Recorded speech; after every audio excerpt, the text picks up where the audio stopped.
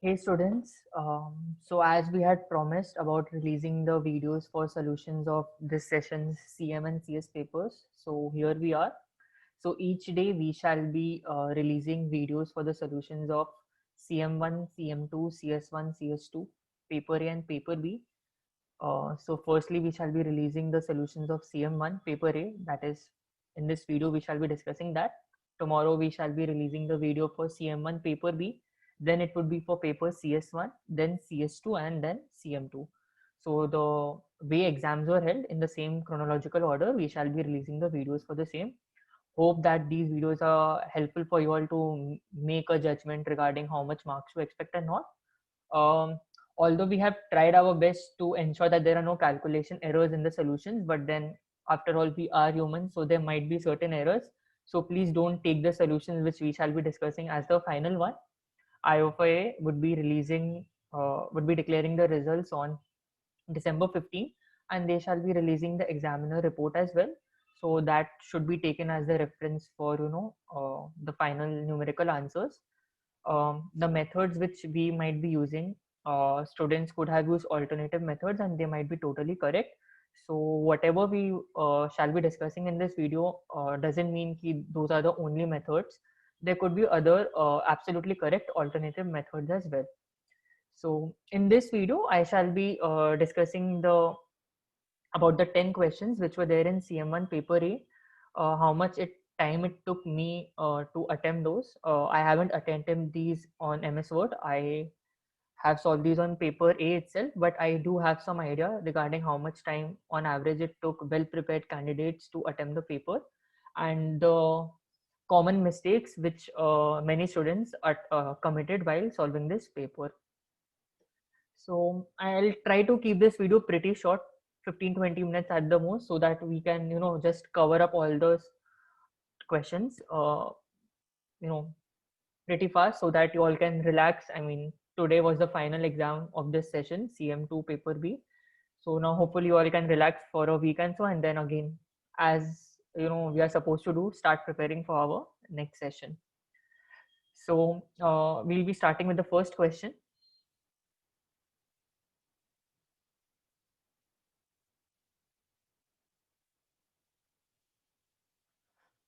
Uh, so the first question was, describe the cash flows for an investor who purchased an index-linked bond. So this was a direct bookwork question. In an index-linked bond, what happens is that the coupons as well as the redemption amount is indexed to a particular index, inflation index. So as the value of the inflation index changes, so does the actual amount of coupons or the actual amount of cash flows also changes in line with with the changes in the index. So this was a direct bookwork of 3 marks. Next, second question. Just ignore the screen. This was what I solved, and later I realized I made a pretty silly error. So this one, we needed to calculate 10 deferred 4Q select 36. So that is nothing but the probability that a person age 36 exact dies between age 46 and 50. So the first term is signifying the probability that a person aged 36 subject to select mortality remains or stays alive for 10 more years, 10p select 36 and into 4q 46. We had to use AM92 select tables. So 10p select 36 would be L46 by L select 36 and 4q 46 can be computed as L46 minus L50 by L46. So instead of calculating this in this step itself, what would be easier is calculating it as, I mean, L46 would cancel out. So we would be having L46 minus L50 divided by L select 36. So you can use the values from the tables and calculate the answer for this. So this was a pretty straightforward question. The only trick which I might say one can apply is not a trick exactly, but just to save some time is that we do not require L46 to be computed twice. So if you are cancelling out L46, you would be able to complete the calculation more quickly. So end of the day, CM1 is all about this, how efficiently you can perform the calculations.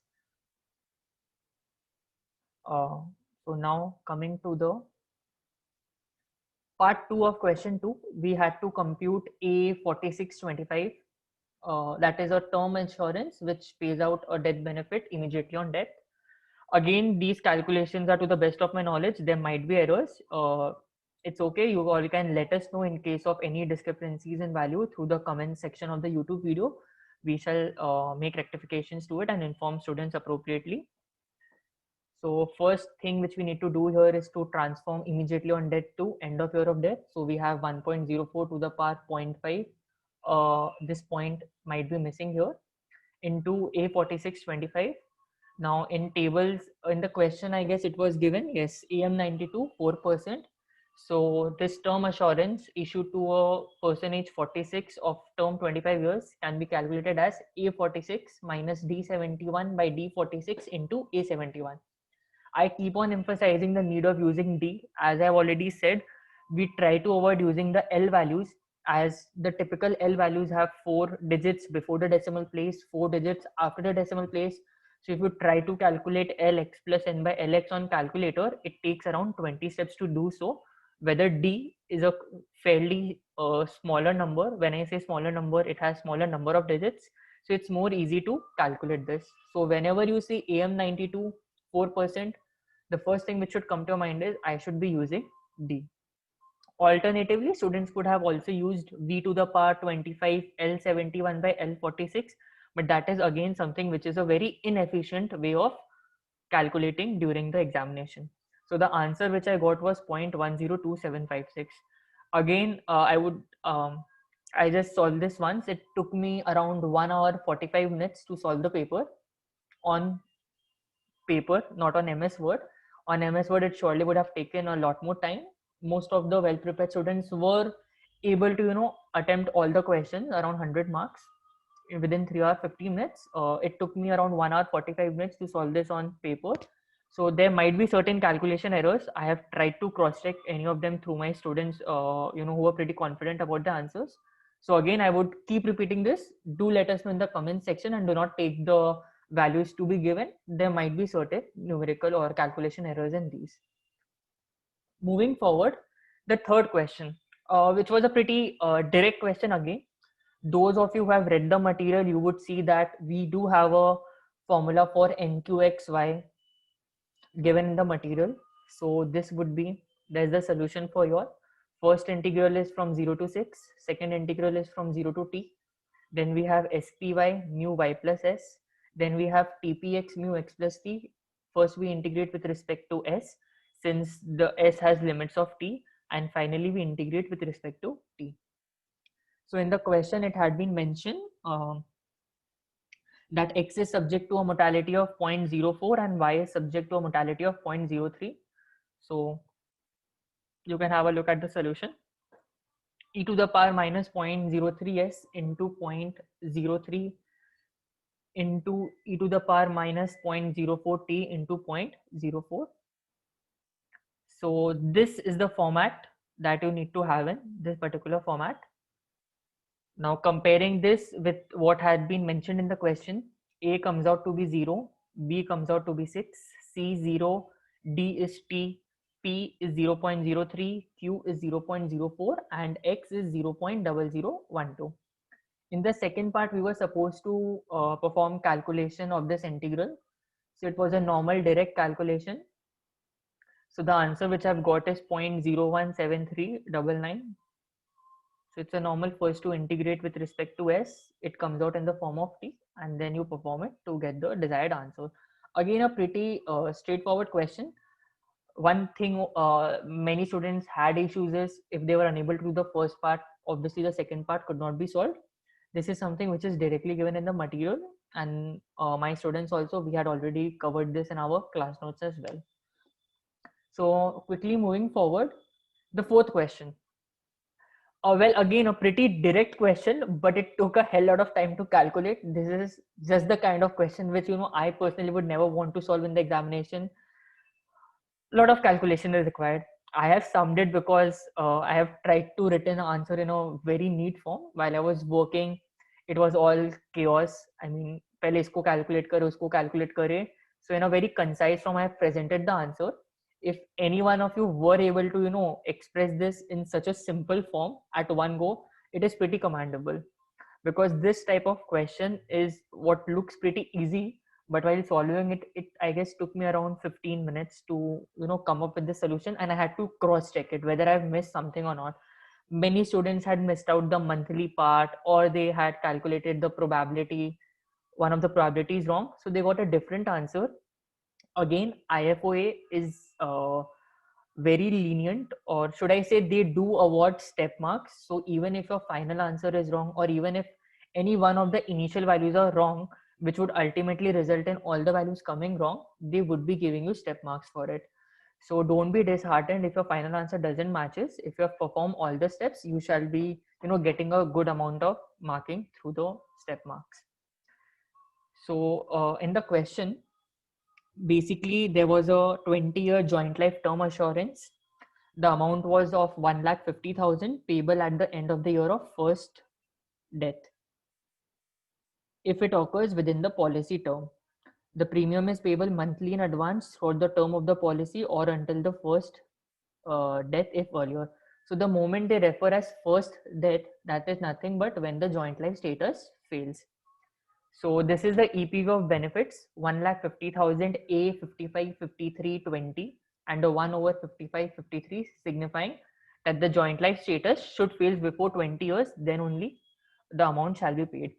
So it's a convention, something which IOFA has said, that the first life is generally denoted as X and the second is generally denoted as Y. X are generally referred for the male population and Y are generally referred for the female population.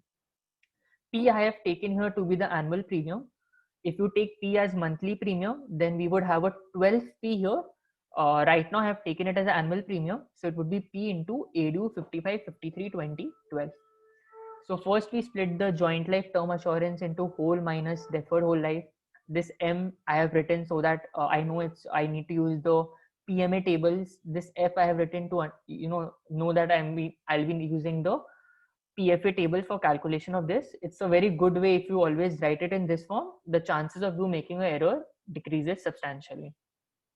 Now, if you would see for the PFA and PMA tables, we aren't giving the values of AX. AXY is not given. So how we can compute is using this relation, wherein AXY is nothing but 1 minus D ADU XY. So the value of this ADU XY is given in the tables. It's given in a horizontal format. You need to very carefully check that D, that is the difference used in the tables, is Y minus X. So you basically need to refer to the row where X is 55 and the column where D is minus 2 for this first part. So coming next, this particular term is basically whole joint life, or should I say joint whole life minus deferred joint whole life. Since it's in monthly, I have approximated it to as ADU 55 53 minus 11 by 24. Similarly for ADU 75 73. So the values, these two values, the ADU values have been taken from tables. The assurances values have been calculated using this particular relation. 20P55M has been calculated using the values from tables. This is from PMA table, PMA 92C20. This is from PFA 92C20. And after putting these values in here, I have skipped the steps here. I have skipped the steps here. So the values, which came out were 0.128465260 and for the annuity function it was 13.166831199. So my annual premium came out to be 1463.51. The question had asked monthly premium, so I divided this by 12 and I got the answer, which I have mentioned till 2 decimal places, the final answer, which is 121.96. So the students which I've had a talk with regarding the examination, most of them were getting different answers for this question. So many of them might have made calculation error in at least one of the parts. So don't worry. All the values which you have taken from the table, if you have mentioned there, if you have shown the steps to calculating these, be assured that you shall be getting the step marks for it and you won't be penalized twice or thrice for the same mistake. Coming to the fifth question, again, it was slightly calculation intensive, although it was a relatively easier question. So the equation which was coming was 50,000 is equal to 4,000 A44 plus x v to the power 4 a42 plus 12,000 v to the power 8 a bar 4, and this is calculated at an interest rate of I%. In the question, we had been given the nominal rate of interest convertible monthly. So we had basically I12 as 9%. I have used the formula which we have to calculate the value of I. And some of you might have rounded off this to 6 decimal places and worked. I generally prefer to take the exact values, since using this value, many other values would be calculated. So I prefer to round it off towards the end instead of rounding it off just at the beginning. So the values which I got, A44 is 3.32 something. Then V to the power 4, A42 is 2.2959, so on. And similarly for this 1.6405, so on. So A44 is nothing but 1 minus V to the power 4 whole divided by I4. All of this has been calculated at a rate of interest of I%. The next one is 1 minus V to the power 4 by I2 into V to the power 4. And finally 1 minus V to the power 4 by delta into V to the power 8. So in this question, we had been given I12. Firstly, we had to calculate I, then we had to calculate I4, then we had to calculate I2, and then finally we had to calculate delta. So after performing the required calculations, X was coming out to be 7412.46. Again, this is a question which most of the students were able to solve and they got it right. So this was the 5th question. 6th question, project appraisal. Ones where many students find difficulty in calculating the DPP. Again, one of those chapters which while appearing for my paper, I would really want that questions, long questions aren't coming from this chapter, because it actually takes a lot of time to cross check whether all the equations you have been writing are correct or not. This was a pretty straightforward question. There was, I could say, one trick, but ones who had read the material well, it's a question similarly that has been solved in the institute material itself. So there was an outgo of 39.5 million at time 0, and we were getting 5 million per annum payable quarterly.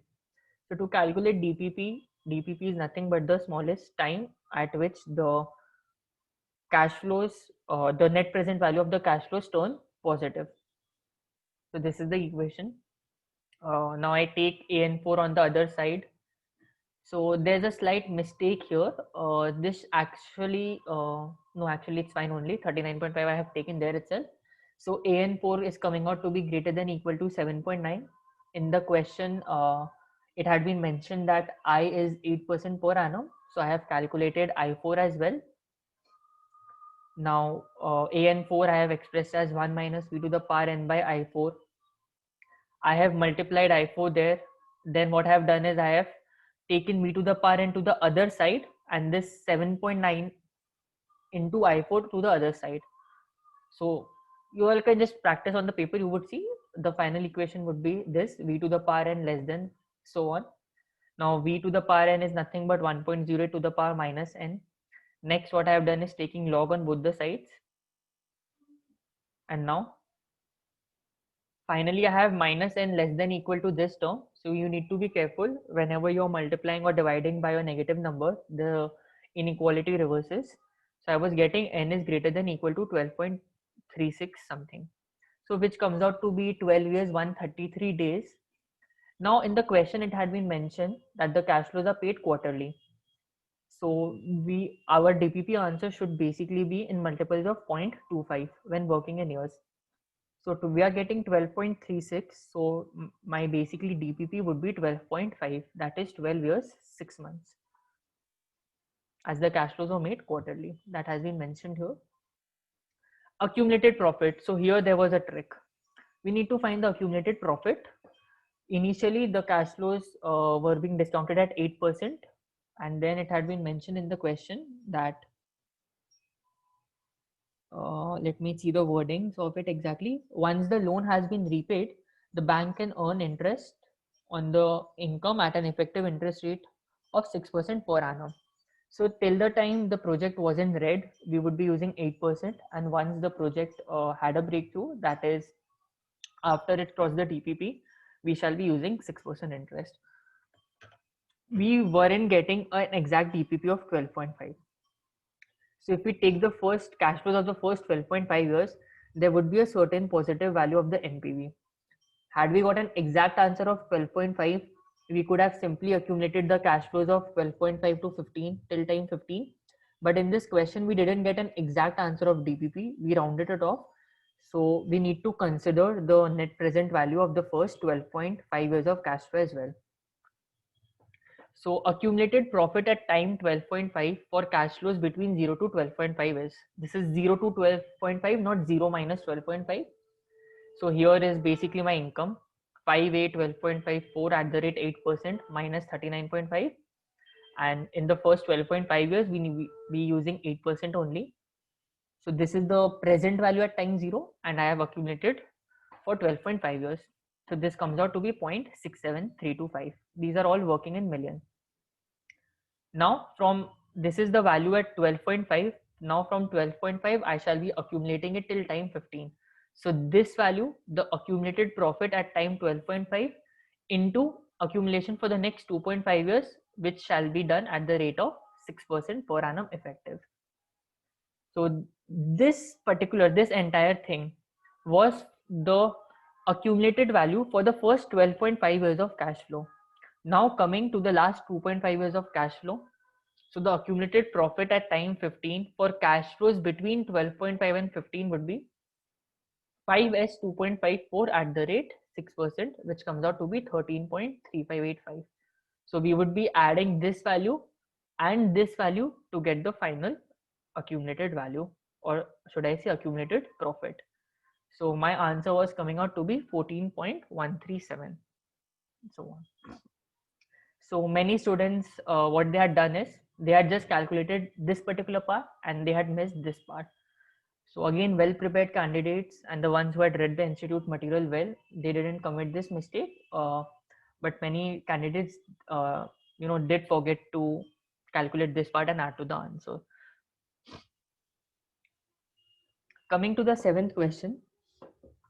So now in this question, it has been mentioned that a benefit of it's given to be 1 lakh, which shall be paid either on the event of death or earlier diagnosis of critical illness. Once the benefit has been paid, no other benefit shall be paid.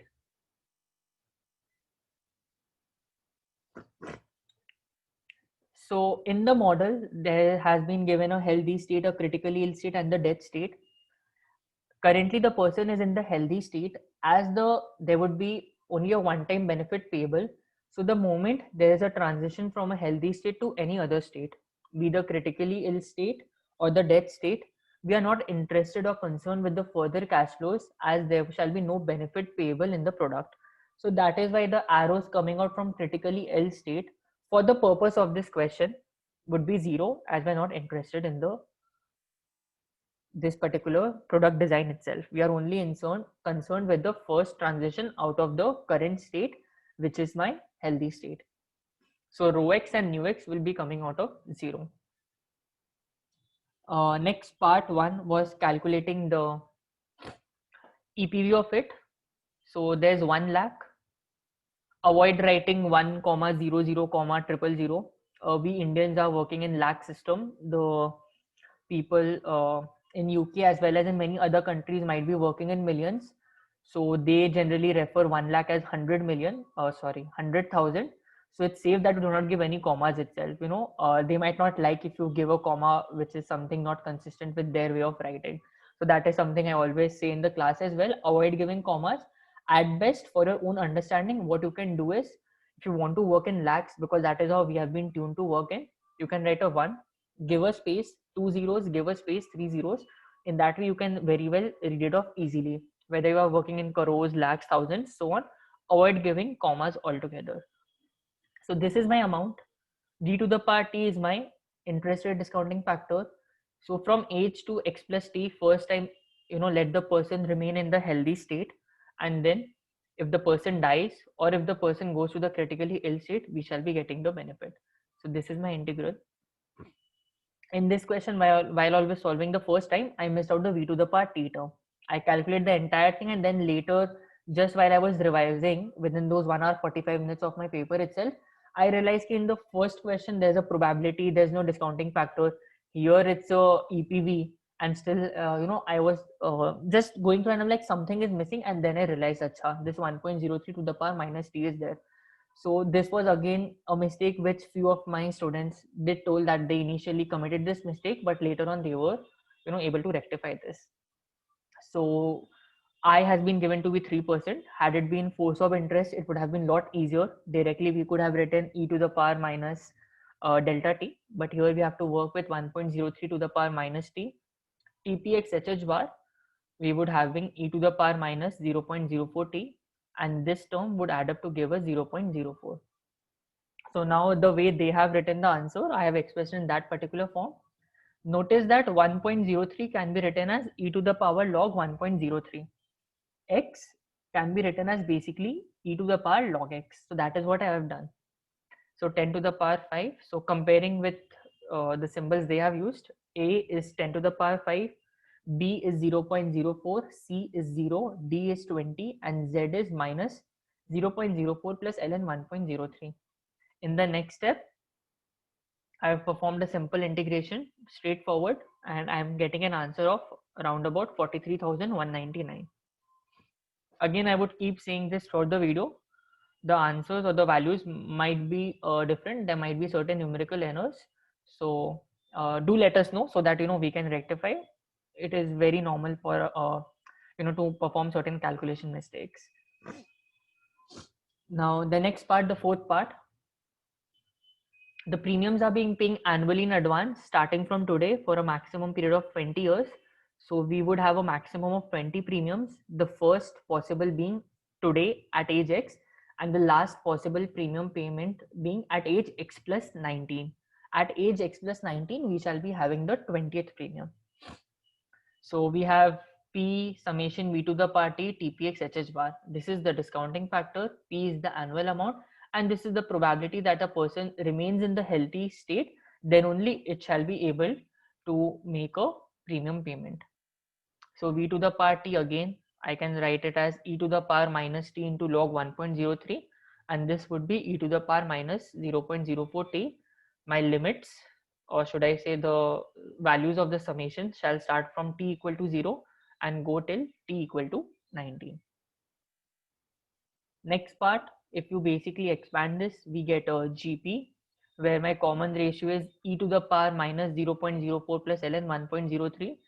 Applying the formula for the summation of a GP, I'm getting this to be 11.17 so on P, and the annual premium is coming out to be 3864.05. So again, this was a relatively easy question. Many students did panic in the first part, and as a result, all the parts suffered, but this was relatively an easy question only to calculate also and to work out as well. If you're writing it in a very structured format, it becomes very easy for you to perform the calculations as well. Moving forward to the eighth question, it was from loan schedule.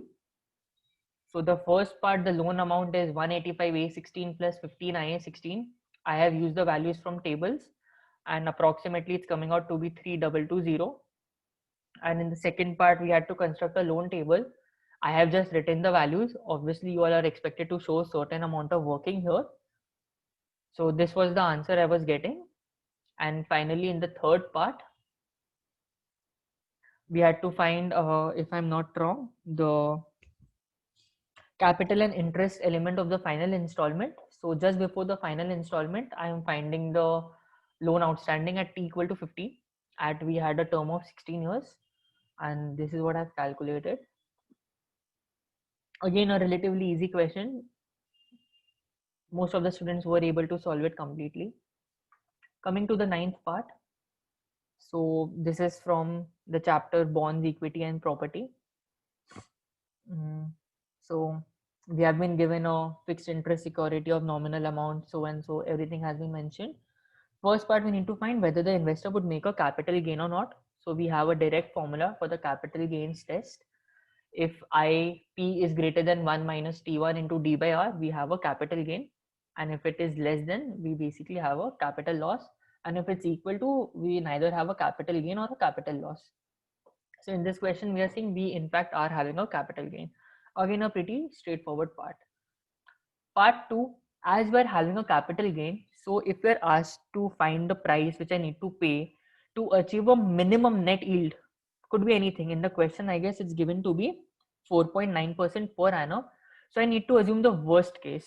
If in the worst case I'm achieving a particular return, then obviously in all other cases I would be achieving more than that return only. So we always take the worst case. So when there's a capital gain, my worst case would be deferring the gain. So that is, instead of redeeming it after 20 years, I would be redeeming at 25 years. Had there been a capital loss, so my worst case that in that scenario would have been redeeming it as early as possible. So we would have taken 20 years.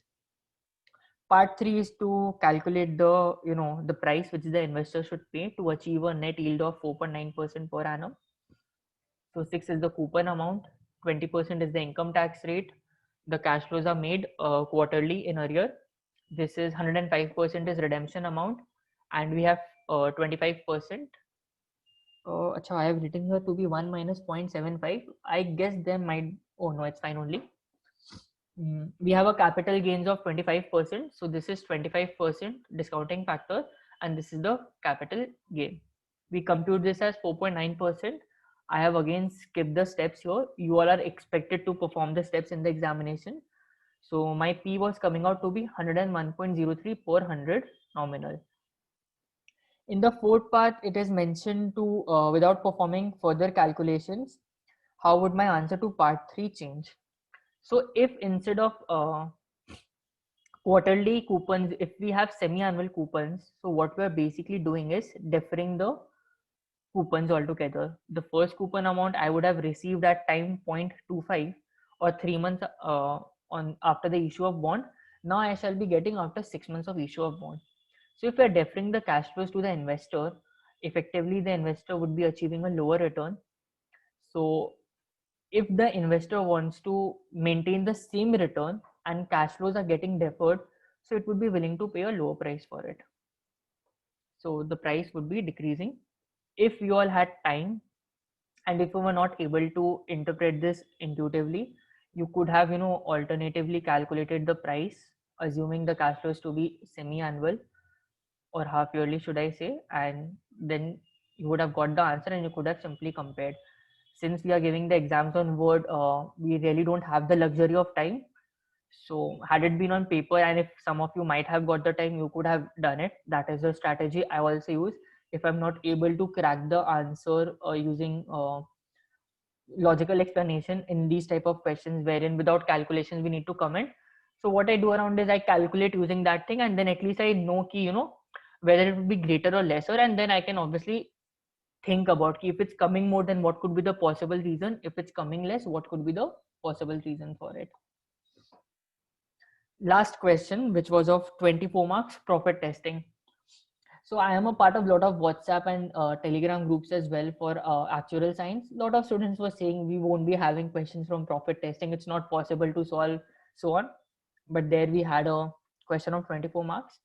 I really didn't get the complete time to solve all the parts of it. I have broadly written it, the structure, calculation I have performed using Excel. I'm not really sure of the answer. I'll just say it. You all can, cross check whether it's matching with mine or not. And once the examiner report is released, you shall be able to have a look at the exact answer. So this is the way I generally prefer to work. Premium P, expense initial is 200, renewal is 30, so on. And there was a 15% of, I guess, initial commission, and renewal commission was 1.5%. This 0.0197p is wrong. There's a mistake here. This interest is slightly wrong here. This is, I guess, slightly wrong, 0.985. This is wrong. So do make that correction. Expected death cost, 15,000 in the first year. In the second year, 15,000 into 1.02, as we are having a bonus of 2%, which is attaching at the end of the year, if I'm not wrong. Yeah. AQ 63. In the question, there has been given only one mode of decrement. I prefer to work in AQ, and in case of single decrement, easily AQ becomes nothing but Q. So I always prefer to work in dependent probabilities only so that I do not go wrong in case of multiple decrements. And the last year would be 15,001.02 square AQ64. As for maturity cost, we have it only in the last year. In the question that it has been mentioned that a additional terminal bonus is also applicable in case of maturity, which is of 10% over and above all other bonuses. So the amount would be 15,001.02 cube into 1.1, and the probability of receiving this cash flow would be AP64. As for the commission expense, debt first second year minus 50 AQ62 minus 50 AQ63. In the last year we would either be having death or maturity, so this 50 amount would be paid at the end. So I've written a minus 50. Now AQ63 AQ62, in the question it has been mentioned that we have 120% of AM92 ultimate, so 1.2 into the values taken from AM92 tables. So that's how I worked. And finally, the profit vector is nothing but addition of 2t plus 3t plus 4t, so on. And then what we have to do is, we have calculated the profit vector. You could also have calculated profit signature and then find the EPV of the premium. I have directly used the profit vectors and adjusted for appropriate, should I say, probability factors. So since I want a rate of return of 7%, 0 is equal to profit vector at time 1, which is nothing but the profit signature also, divide by 1.07, profit vector adjusted for probability of survival of 1 year, 1.07 square, and finally 2AP62 by 1.07 whole cube. The answer was coming out to be, let me check, it was around 5700 something.